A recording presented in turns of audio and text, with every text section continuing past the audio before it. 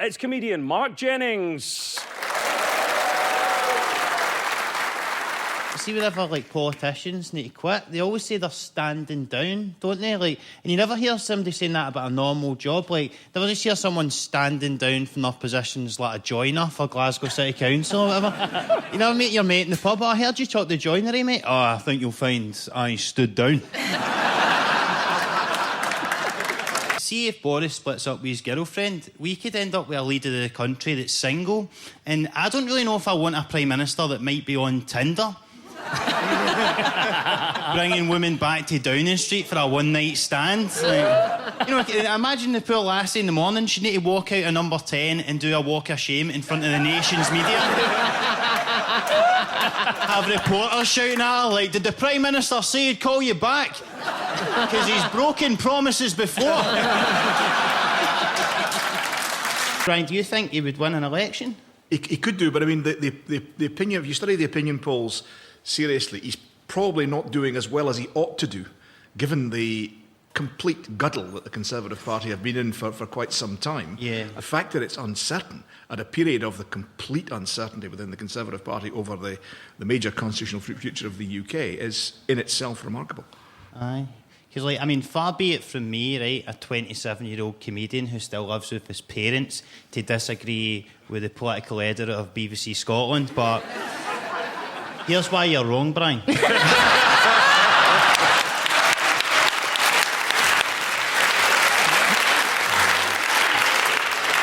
He's getting a chance, is he? I mean...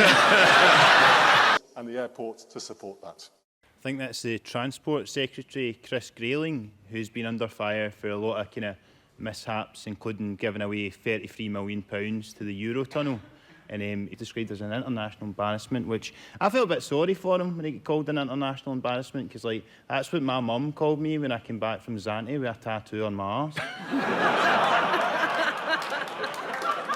I think Chris Grayling should stay in the transport industry, because with his record of no turning up when he's supposed to, he'd make a great bus driver. The royal family are one of the only public kind of services I would like to actually see privatised. Like, just sell them off to the highest bidder and have, like, Richard Branson come in or something. Because, like, think how many tourists would flock to the Virgin Palace.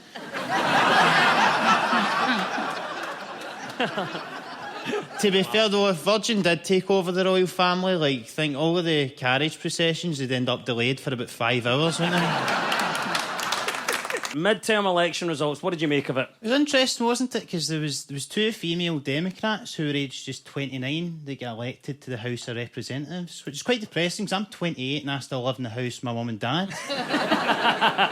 I don't think it'd be that pleasant to be one of Donald Trump's children, in all honesty, because, like, recently he said about his son, Don Jr., that he had the worst judgment in the world, presumably after Don Jr. gave him a mug saying world's #1 dad. Because Trump, he claimed it as a victory on Twitter and the press conference stuff. Like, I don't actually follow Trump on Twitter, but I do, like, read his tweets every day. I basically treat him the same way as my ex-girlfriend in that regard. The government are looking to treat people with mental health conditions using what they call social solutions, such as prescribing people with, like, music. I think it's all well and good to try and use things like music to improve people's moods, but you would be a bit concerned if you walked into your GP and he was like, well, you say that you're depressed. Not after you hear this, it is an absolute tune.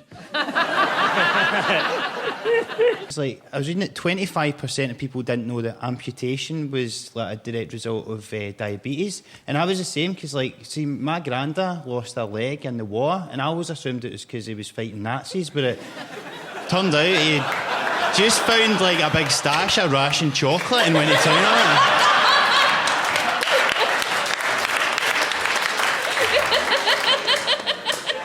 it. If not social prescribing, then, what would your tips be for good health? Come to you first, Mark. Well, Des, whenever I'm feeling under the weather, I always make sure to take a bite out of delicious Drumchapel apple.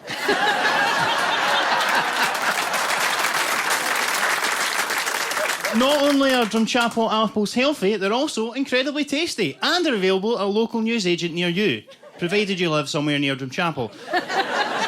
I'll be honest, right, I have been paid by a company called Drumchapel Apples to just say that. And I need to get I need to get 3 mentions in the broadcast to get my fee.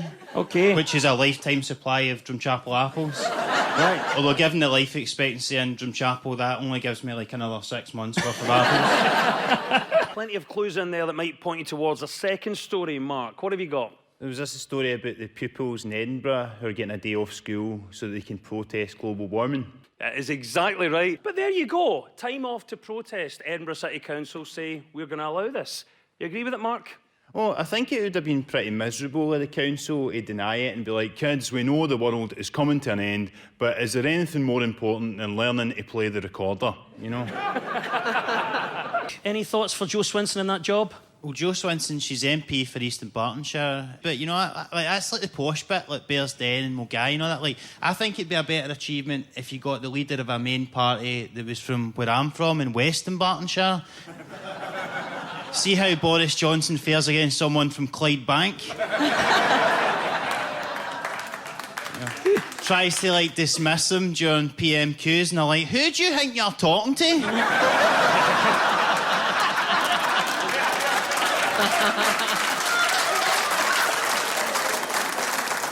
Tell you how we'll settle Brexit. Moan outside and I'll take you a square go. This comeback of the milk bottles being delivered to your door. If you could have anything else delivered to your door every morning, what would it be and why? I'd just like to get the stuff I've actually ordered instead of that wee slip that says, sorry we missed you. A lot of us still not online, particularly the older generation. Well, my gran doesn't go on the internet or anything, and to be honest, I'm quite glad about that. Like, I don't want my gran going on the internet and seeing all like the fake news, nicest videos and stuff. Like, it's bad enough her just watching the telly every morning and getting radicalised by Piers Morgan. I'll ask one final question on this to the panel. Regardless of price, what is the one food that you would never give up? Well, Des.